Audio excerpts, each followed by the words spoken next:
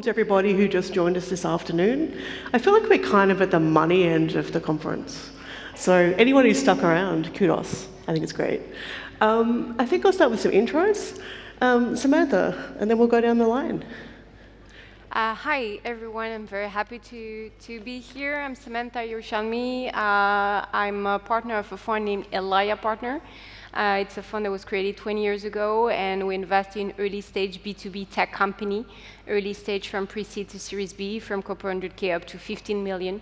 And we're kind of agnostic in terms of vertical that we are targeting in, but emphasis on cybersecurity, infra cloud, digital life sciences, and digital transformation.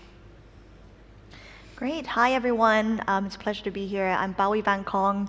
I'm a partner at Target Global. We're a multi-stage fund managing about 3.5 billion asset under management. I focus on our growth stage, Series A to B, typically 10 to 30 million euro tickets. We invest across Europe and Israel. I have a specific focus on software, amongst others, but then the fund is invested into a lot of different sectors as well.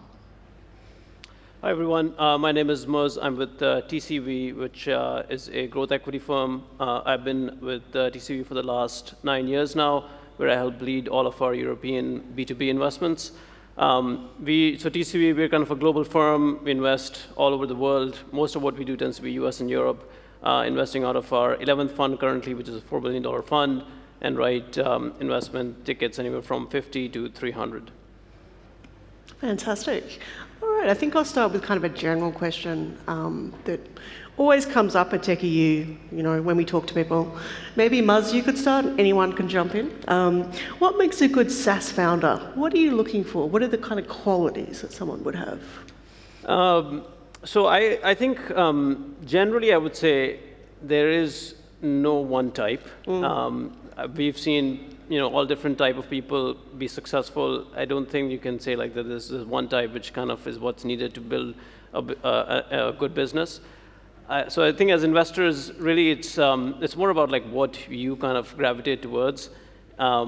I'd say at a more general level, what you're looking for is, industry knowledge or, technical knowledge or a combination.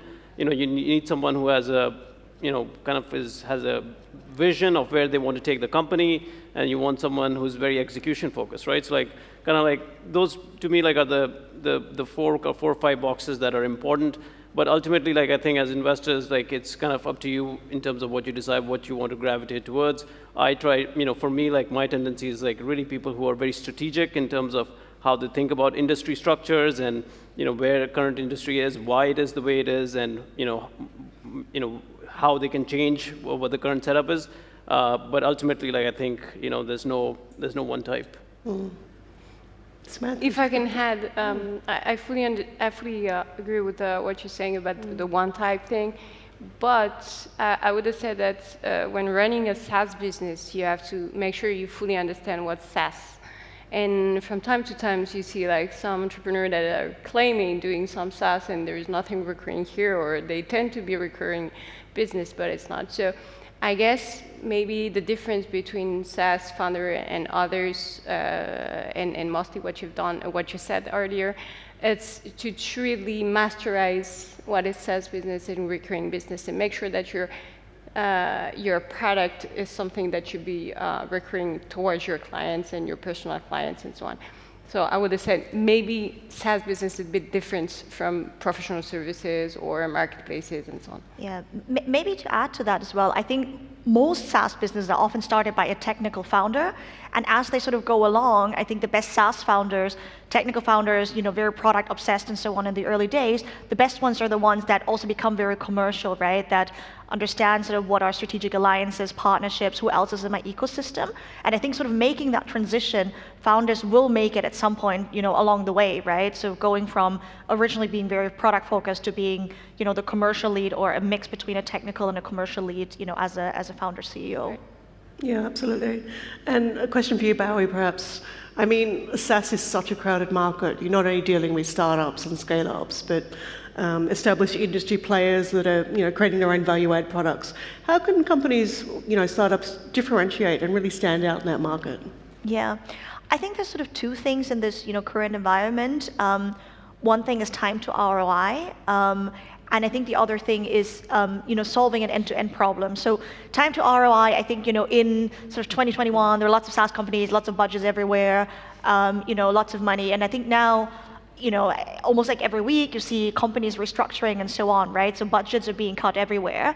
So if you have a proposition that says, time to ROI, I mean, just to give maybe an example, right? You build a customer, you help your customer build a, consumer-facing application, right? That can be monetized within 6 months, right? As opposed to you need these resources and those resources and so on that you don't have internally. You need all of these stakeholders to be aligned, right? So if you have really fast time to ROI, I think that's almost like, an easy sell, right? You make money, I make money, and so on. And I think the other one is sort of solving an end-to-end problem. Many times I see SaaS companies are like, oh, we provide something that enables you to do great reports, or a cybersecurity company that shows you what you're doing wrong, but then you need to fix all of these things as well on the back end of that, right? So I think really thinking about like the whole value chain of like the problem that you're solving, and not just sort of one part of the value chain. Obviously, starting with one, but as you're growing, what are all of the other strategic areas that you want to cover as well? Yeah, fully. If I may, fully align on this. But I would have said that maybe there is some entrepreneur in the room, and they would say, okay, but every investor asked me to start by one thing, because if I spread the word afterwards and I said that I'm doing everything, you're gonna say, and we're gonna say all together that we're maybe too spread in terms of go-to-market strategy. But I fully agree. You don't have to be kind of one functionality over the full value chain, and you should think as a platform, but start by somewhere, because at the early stages, for sure, you don't have enough money, you don't have enough people, you don't have enough understanding of your ecosystem and your target clients. But you have to, the more you grow, the more you have to think about this kind of platform things, and not to stick with one functionality. That might be a great fit for couple persona and early stage, early adopters, but at the end won't be scalable at the end. So you can grab like couple millions in top line, but at the end you have kind of a selling point, and that's how we see companies at the beginning. So we need to understand your vision and to understand the full path that you want to follow, to make sure that we envision with us, with you guys, and with the entrepreneur, the long term, because we're supposed, when we invest in company, stay like 6 to 7 years together before either the trade sale or the IPO. So we have to think more by the beginning. Mm-hmm. And I know as investors, you can invest, or you do invest in different parts of people's journey as companies. What do you see as your value add? I mean, we're always doing a little bit of reverse pitching, perhaps. Like, tell me a bit about what you bring in general to startups in the SaaS space. I can start. So we're investing in relatively scaled companies which already kind of have a proven product market fit, right? So for us, a lot is about go-to-market execution, and so we have internally a lot of resources that we can bring to companies to help them think through. It could be internationalization. It could be like you already have nailed one channel and you want to expand into another channel. How did you think about some of those things? So we spend a lot of time on the go-to-market execution side of things. The other one, we do spend a lot of time on talent. So internally, we have a talent function, which is helping. We have kind of a network of people that we're introducing companies to wherever they might need help. We do a lot, actually, especially these days, around M&A. So at the scale of we invest in companies, again, like they're relatively scaled, and given, especially in the current environment, there are a lot of opportunities to be more aggressive on the M&A side. So it's another area that we spend quite a lot of time trying to identify and then help companies execute M&A targets. Absolutely. Would either of you like to add anything to that? Otherwise, I can jump to the next question. Yeah, I mean, I always preface, because founders often ask us that, right? And I often preface with sort of saying, we don't help, operationally, right? Because that's kind of, we trust you to do that, and we invest in you because we know that you can do that. But I think the benefit that we have as VCs is we have the horizontal view, right? So we know, hey, we've seen company A doing this and that worked really well for them. Have you thought about this partnership, right? Or, hey, this, if you're doing this M&A, these are the 3 things that you really need to think about in post-merger integration. Or these are the key advisors that you should really speak to if you have a HR problem, or if you're developing your product roadmap for the first time, right? Maybe just to give one example, I mean, usually I work with most of my portfolio companies on a project every quarter. And so one of them, for example, that we've just done with one of my companies is we've just done a couple of larger M&As, and I think what we acquired a lot with it is sort of revenues that's not really high quality revenues, and we want to make sure that the quality of the revenues remain really high. So actually we've done almost like a data science sort of segmentation of all of their customers, which are the customers that are actually really valuable, and then also say, well, maybe we're dropping 1.5 million of revenues, but these are not really good revenues. They're eating up all of your resources. So let's make sure that we bring that to the next board and we discuss and we decide that we don't want to drop this and we don't want to focus on this customer segment. So maybe that's just one example of the type of projects that I've run with my portfolio companies. Great. And maybe to add to that, I fully agree with the fact that we need to be kind of horizontal in the way we help and we accompany or start a portfolio, and we can help in the full capital journey from the day we invest in the company and the day we sell the company. So at each decision, very strategic decision, either recruitment, either a strategy, either a pricing model, go-to-market strategy, even if we're not operating the company, we can help them in having that kind of mature question. But at the same time, we do feel at Alaya that we need to be kind of verticalized in terms of segments. And we have what we call kind of our KOL ecosystem on each topic, each vertical. So we have this in cybersecurity, we have this in digital life sciences, and we're trying to have this in all the verticals that we're chasing on. With the full, not the full, and we're not exhaustive here, but the best people to target when a company is in the cyber, how to target this company in terms of biz dev or in terms of partnership and so on.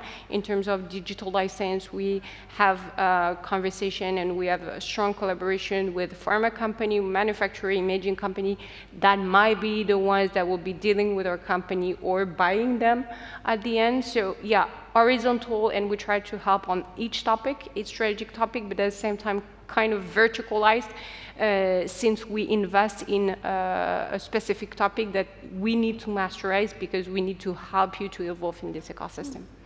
Great. And I know a lot of the companies, the goal is either acquisition or scale. When we talk about scale, I think with SaaS can be quite challenging on navigating international regulations, but also sometimes business cultural differences. Do you have any advice for startups who are scaling up to other markets?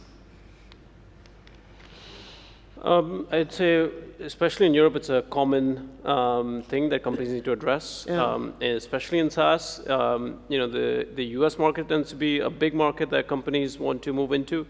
I'd say, in my experience, what we've seen most successful companies do is really have one member of the founding team move to the US if they really want to make it successful.